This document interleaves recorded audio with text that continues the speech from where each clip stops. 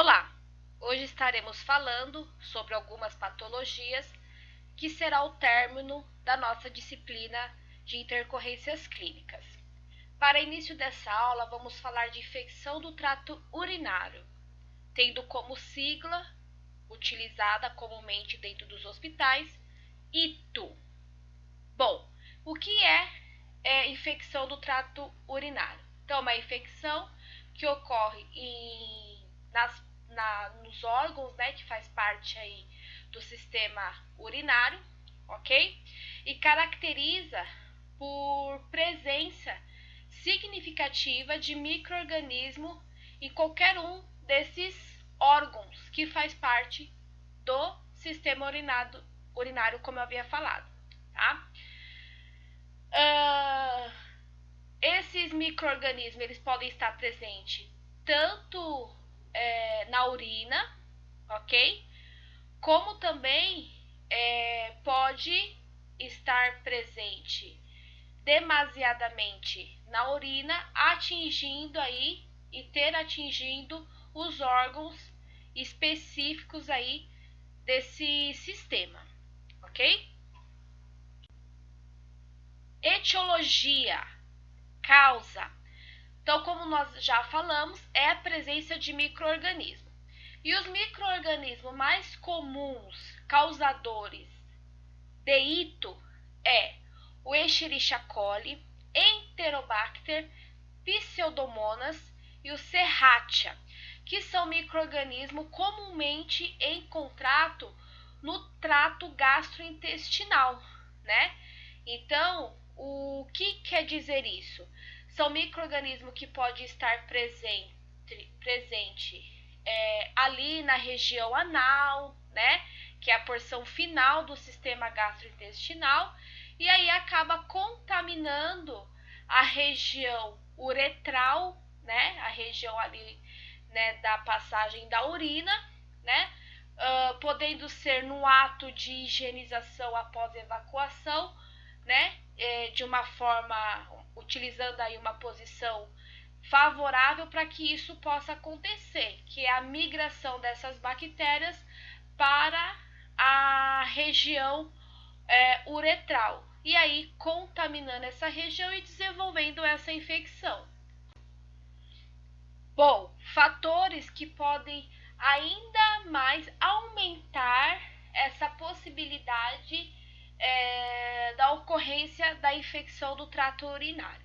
Então, a utilização de roupas íntimas de tecido sintético, meias calças, calças ou bermuda jeans muito apertada, utilização de papel higiênico perfumado ou guardanapos, relações sexuais e após a relação não realizar uma higiene corretamente adequada, utilização de catéteres vesicais, né? Nos homens, quando ocorre a hiperplasia, né? Hiperplasia de próstata, que é o aumento da próstata, isso pode dificultar o esvaziamento da bexiga.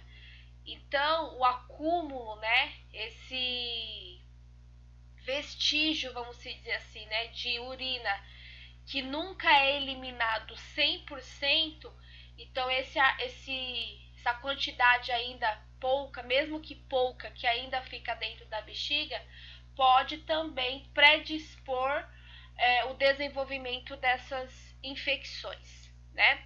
Então, observando aí esses fatores predisponentes, a gente observa que alguns estão muito correlacionados para o sexo feminino.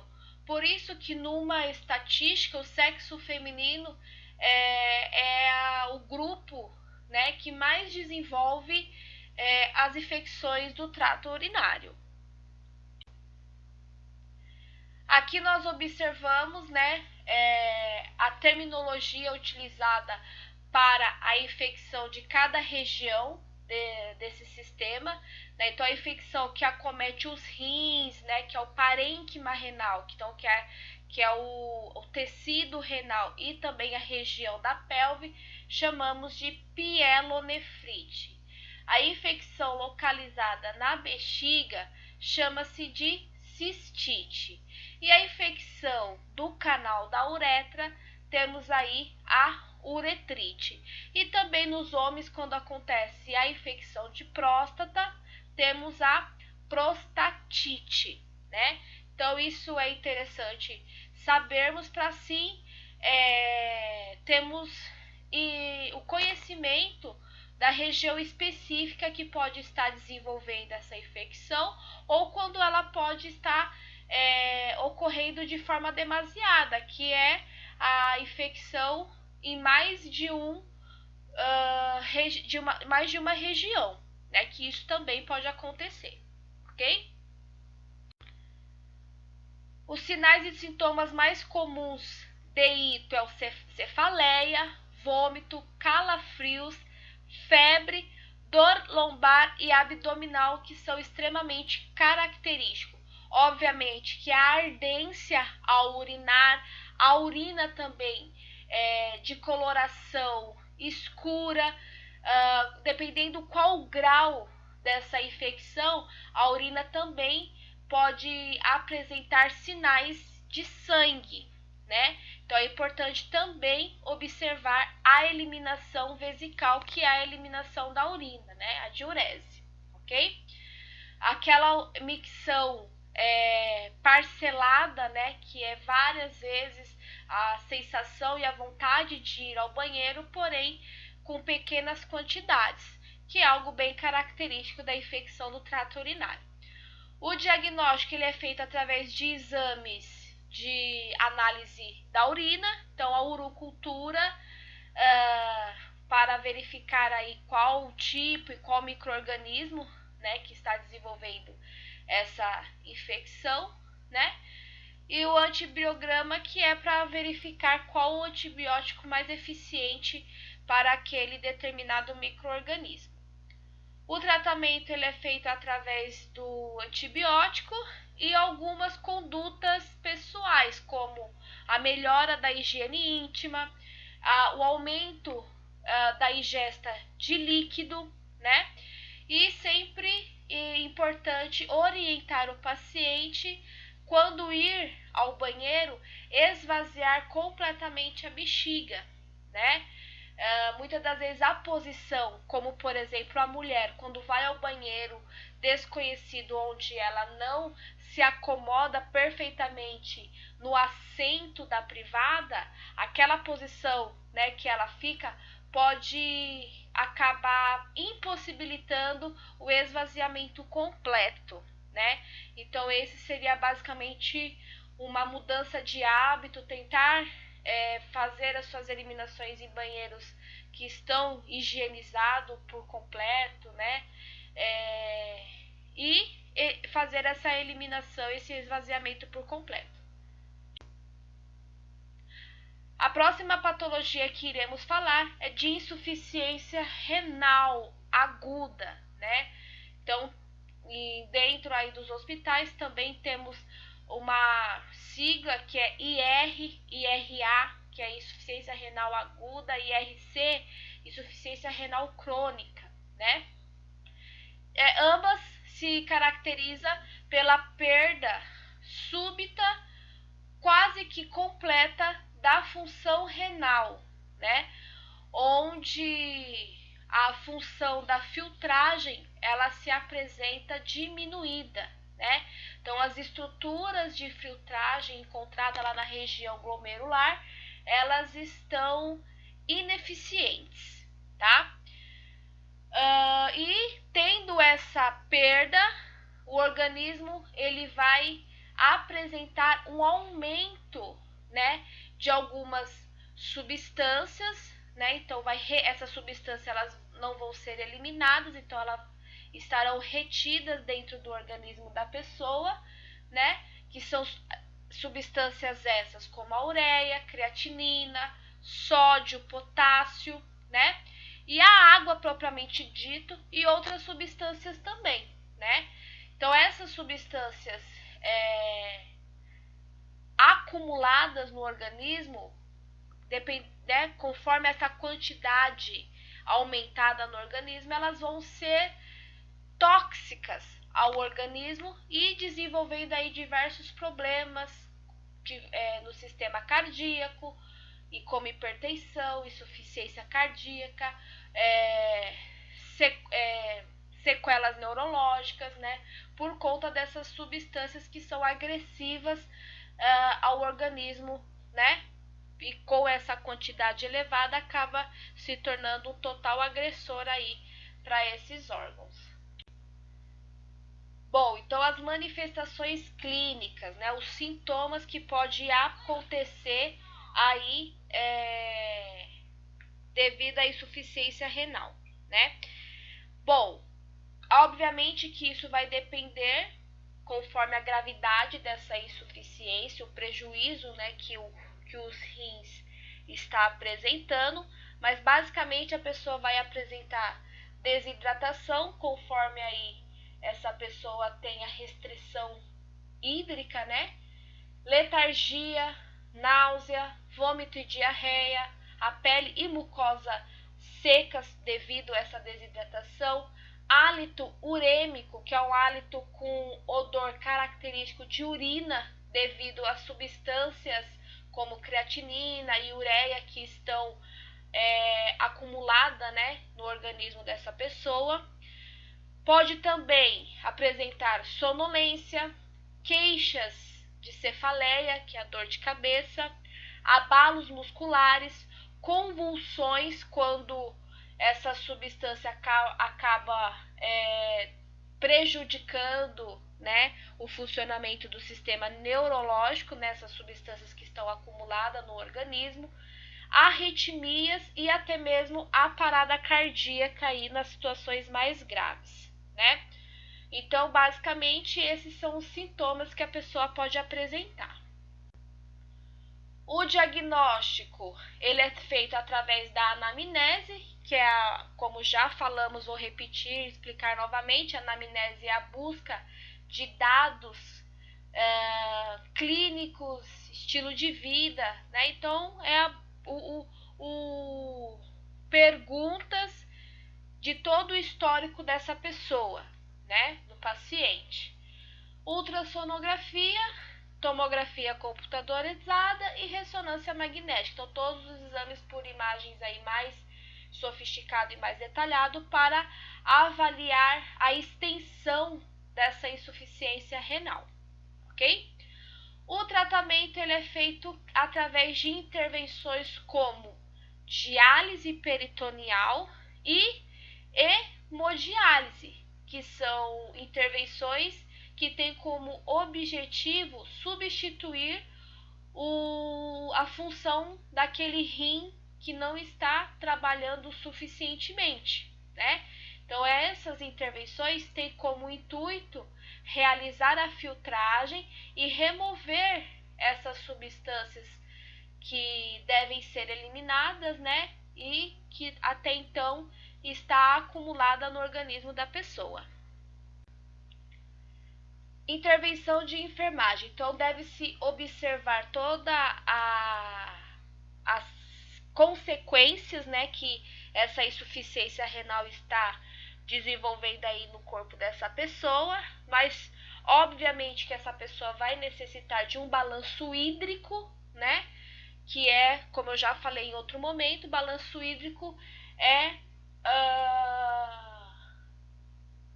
a verificação da quantidade de líquido que essa pessoa está consumindo e a quantidade de líquido que essa pessoa está eliminando. Então, subentende-se que devemos ter aí uma diferença de 10%, basicamente, né, que é o que o organismo absorve, né? Quando tem uma diferença muito grande, positiva ou negativa, né? Então, entende-se que essa função renal pode estar prejudicada. A pesagem, né, pesar o paciente diariamente também é muito importante, porque observe-se se está tendo aí o acúmulo de líquido no organismo dessa pessoa, tá? Então, avaliar frequentemente o seu estado, né? observando aí se está tendo algum registro ou sinais de comprometimento cardíaco, como dispneia, ataque cardíaca, distensão das veias jugulares, né, que é as veias do pescoço, que são sinais aí de comprometimento de insuficiência cardíaca, que é algo que pode acontecer, como eu falei anteriormente, com o agravamento aí da insuficiência renal. Deve-se estar atento às situações emergenciais, como a parada cardíaca, sempre manter a família informada sobre o estado clínico dessa pessoa, as condições que ela está apresentando e como se realize, como é o tratamento, né, no caso aí das diálise, hemodiálise, que é algo que assusta, né, tanto o paciente quanto o familiar, né?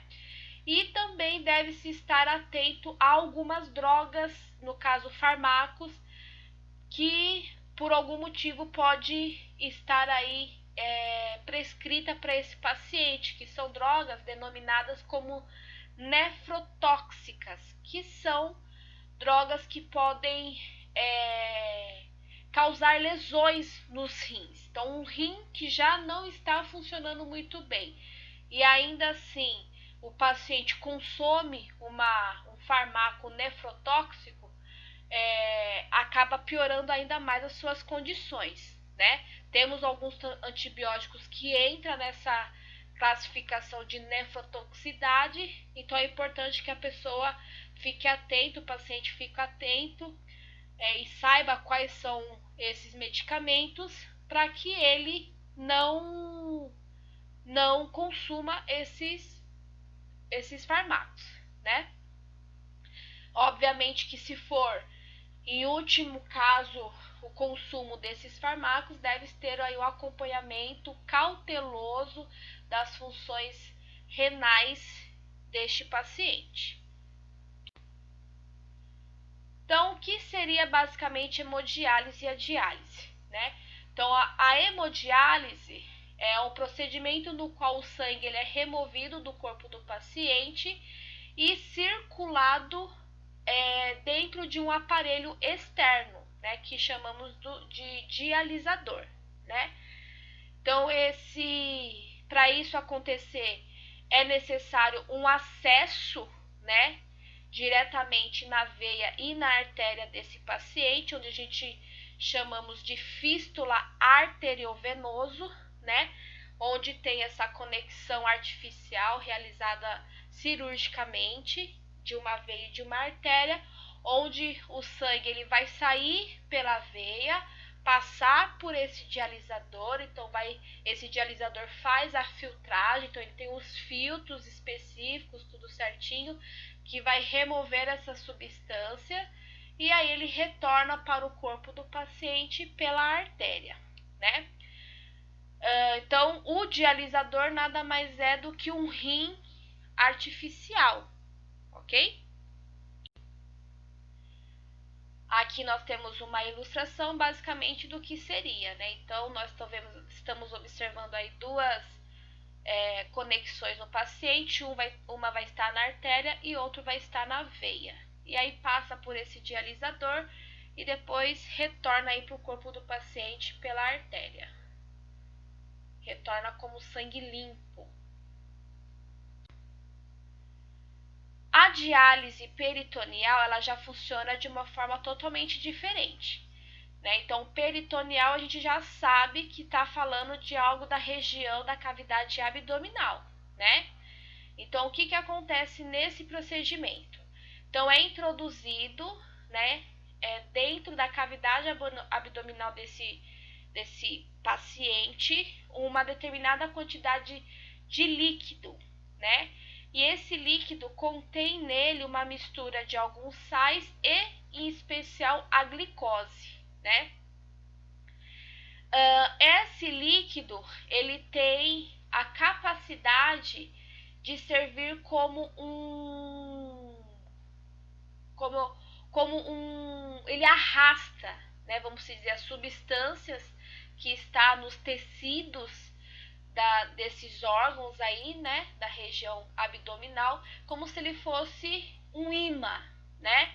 Então ele vai fazer com que essas substâncias tóxicas, né, que é o excesso de creatinina, etc., que nós já falamos anteriormente, eles se desgrudam desses tecidos dos órgãos e caiam dentro desse líquido que está ali, que foi colocado, né?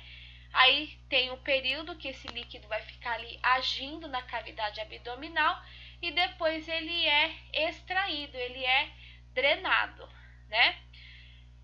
E aí o intuito é o quê? Que esse líquido, ele entrou, né? Ele foi introduzido com a sua composição ali farmacológica, né? Que é a quantidade de alguns sais e glicose. E na hora que ele é extraído, ele vai, além de conter essa mistura farmacológica, também vai conter as quantidades de substância tóxica que foi possível retirar dos tecidos ali dos órgãos, ok? Então, basicamente, a diálise peritoneal tem essa função. Então, aqui a gente observa, né? Então, basicamente, aqui nessa primeiro armazenadora aqui, né? Que tá escrito aqui dialisato, é onde vai ser colocado essa substância que contém alguns sais e a glicose, e aí ele vai adentrar para dentro da cavidade abdominal e depois ele vai drenar e vai cair na bolsa de drenagem, tá? É um procedimento que demora algumas horas, né? Então isso é feito, né, a introdução e a drenagem dessa substância, ela é feita praticamente em tempo curto, ok?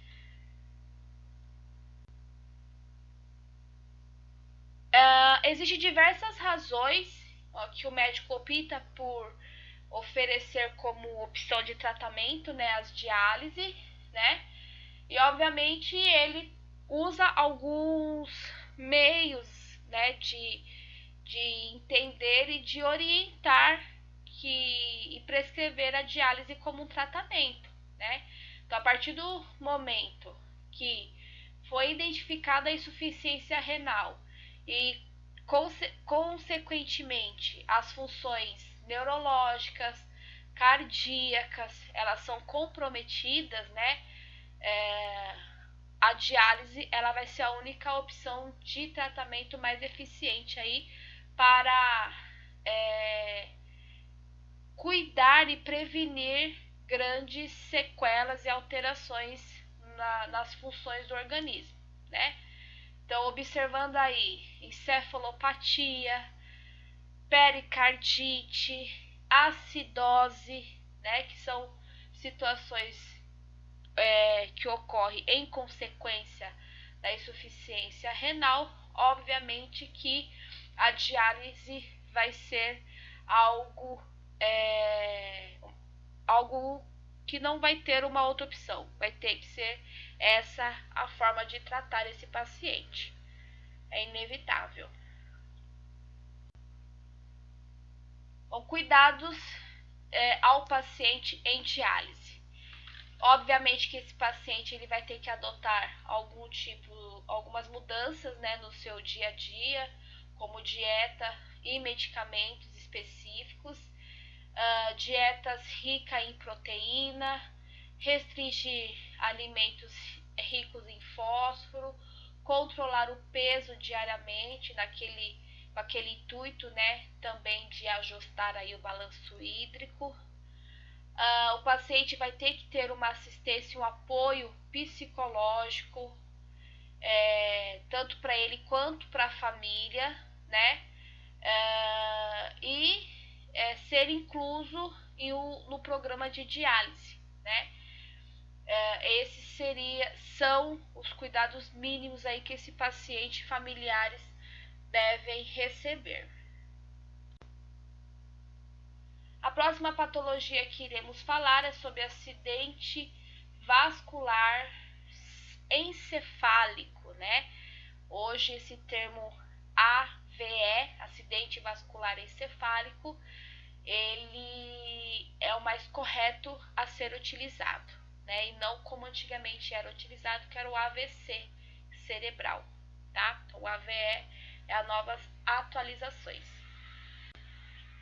Nós temos dois tipos de acidente vascular encefálico, que é o isquêmico e o hemorrágico, tá? O que nós vamos falar agora é do isquêmico, né? E aí entender a diferença dessas duas etiologias para o acidente vascular encefálico. Popularmente é conhecido como derrame, tá? Então, derrame e acidente vascular encefálico são a mesma coisa, tá?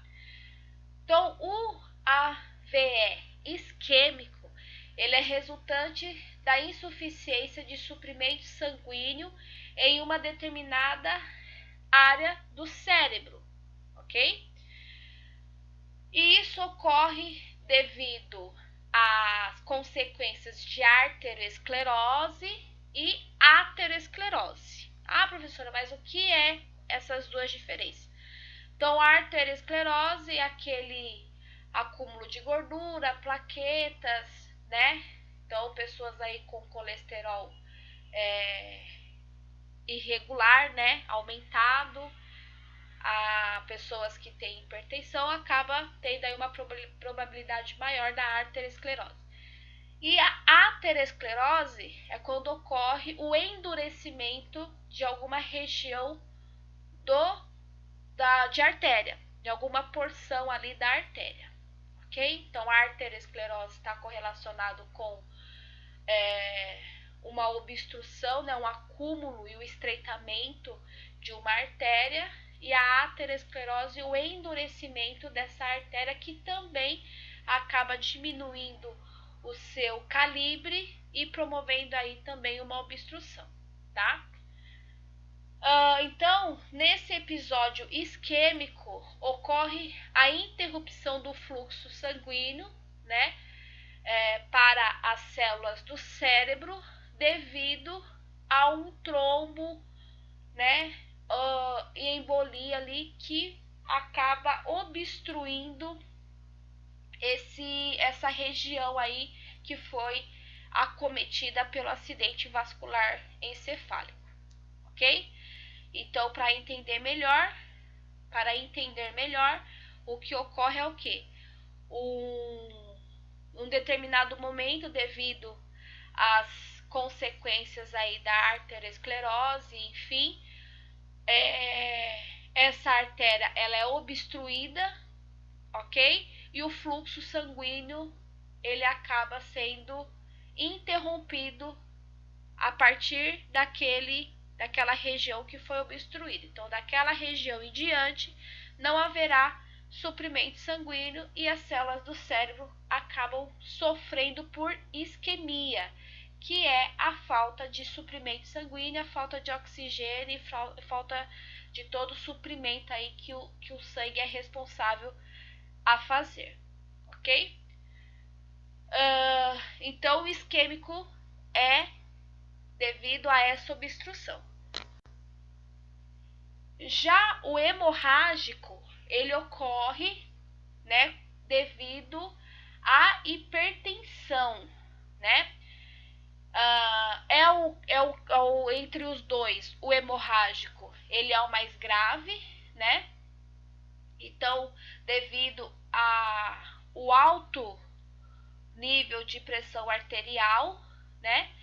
Essa determinada região do cérebro ele se rompe, ocasionando aí a hemorragia, né? Então, em termos de evolução, né, considerando uma obstrução e uma hemorragia, a hemorragia ela tem uma evolução muito mais rápida do que aquele caso de obstrução, que é uma obstrução que pode estar ocorrendo gradativamente, né, aumentando gradativamente. Já o caso de hemorragia, ele tende, né, ser muito mais acelerado o curso do agravamento dessa consequência aí do AVE do acidente vascular encefálico, tá? Então, essa é a diferença dos dois acidentes vasculares. Bom, aqui nessa ilustração dá pra gente entender melhor essa diferença do isquêmico e do hemorrágico. Então, na primeira imagem aqui, a gente observa um bloqueio, né, da artéria devido à obstrução, né, por um trombo, coágulo, que pode acontecer, e toda a porção após esse bloqueio sofrendo aí de isquemia devido à falta de suprimento sanguíneo. E aqui na outra imagem a gente observa o rompimento, né, da artéria e ocasionando aí a hemorragia, né, e todo aquele sangramento ali ao redor do cérebro, né, também dificultando aí o suprimento do sangue, né, devido a essa hemorragia, o suprimento das demais partes também acaba sendo comprometido. Os fatores de risco, então, onde já existe casos na família, né, então o histórico familiar, a idade, né, ainda mais quando está associado com hipertensão, diabetes, obesidade, tabagismo, o colesterol alto, pessoas cardiopatas, né, então com doenças cardíacas, o sedentarismo, o estresse e o alcoolismo, né, são alguns fatores que podem predispor ao AVC. Então, as manifestações clínicas, os sintomas, então, como nós falamos, vai depender da extensão e do local do cérebro que ocorreu essa intervenção, né? Então, conforme a região, vai apresentar sintomas diferenciados, né? E grau e diferenciado, tá? Mas basicamente o indivíduo ele pode apresentar déficit neurológico de início abrupto, então de uma hora para outra, né? Caracterizado por algumas disfunções motoras, sensitivas e autônomas. Como assim? Então, dificuldade da fala, que é a disartria, disfagia, dificuldade de deglutição, diplopia, a visão dupla, né? Então, o desequilíbrio, perda de tônus postural, perda da consciência, cegueira transitória, parestesia e paresia são algo também muito comum, né? A parestesia é a dormência e a paresia é a perda parcial da motricidade, né? Então, da função motora.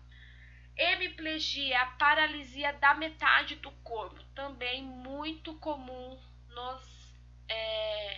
nos acometidos pelo AVC, ok? Podendo ocorrer cefaleia, também, né, bem grave, tontura, episódios de vômito, confusão mental e alterações da memória, ok? Então, são alguns sintomas aí que pode acontecer. Então, não necessariamente que todos eles vão acontecer, isso vai depender da extensão e do local que foi acometido por essa emergência aí, por essa ocorrência do AVC, ok? Do AVE, acidente vascular encefálico. O diagnóstico, então se utiliza exames para estar confirmando e classificando esse acidente vascular encefálico e observando também a extensão, né? Então a angiografia, tomografia computadorizada e a cintilografia são exames úteis para verificar toda essa projeção aí do AVC, ok? E aí, a partir daí, né, do momento que se observa e confirma o AVE, se direciona um tratamento eficiente para esse paciente. Se é um tratamento que vai ser totalmente clínico ou se é um tratamento que vai necessitar de intervenção cirúrgica, ok? E algo muito importante e interessante saber que os distúrbios, né, os sintomas que se apresentam de um lado do corpo costuma refletir devido a uma lesão do lado oposto do cérebro. Então, como por exemplo assim, se o paciente está apresentando toda uma alteração do lado esquerdo do corpo, devido a uma lesão do lado direito, né? Então é onde o médico ele vai focar ali para fazer essa classificação, né, desse AVC, desse acidente vascular encefálico. Então, o tratamento, como nós já falamos, ele vai ser definido mediante essa classificação, né? Então, a cirurgia, basicamente, ela é inevitável no caso dos acidentes vascular encefálico hemorrágico, né? E também a utilização de trombolíticos, né, que tem como finalidade quebrar os êmbolos, né? Também o uso de antiagregante e anticoagulante, né, que tem o intuito de dissolver, né, os coágulos e os trombos, né? Então são exames são tratamentos, são fármacos utilizados para dissolver aquele produto que está bloqueando, que está obstruindo aquela artéria, né? Como aquele produto pode ter ali em sua composição sangue coagulado, gordura, né, agrupadas, então a gente utiliza esses dois medicamentos que tem como finalidade dissolver o coágulo e também quebrar as partículas de gordura, dissolver as partículas de gordura, ok? Utilizando aí, no caso, nos acidentes vascular encefálico isquêmico. Os cuidados, né, assistência de enfermagem. Então, eles vão ser direcionados de acordo com as manifestações que o paciente está apresentando, né? As manifestações neurológicas, manifestações motoras, né? Então, devido ao seu grau de comprometimento, vai direcionando uma assistência de enfermagem individualizada, né? Então, se esse paciente tem alguma dificuldade motora, deve-se atentar aos acidentes que isso pode acontecer devido a essa sua incapacidade. Realização de exercícios passivos e ativos, porque uma das formas também de tratar as sequelas desse acidente é através de fisioterapia, então esses exercícios também são bem-vindos, né? A aplicação de encontrar uma estratégia eficiente de se comunicar com esse paciente a partir do momento que ele apresenta uma dificuldade na dicção, na fala, de compreender. Então, utilizar imagens, escritas, né? Então, sempre é importante, mediante a sua dificuldade, um papel, uma caneta, imagens, para conseguir comunicar, ter uma comunicação eficiente aí com esse paciente a partir do momento que a verbação, né, não é uma opção, né, devido aí à sua lesão neurológica, tá? Então isso também é bem interessante.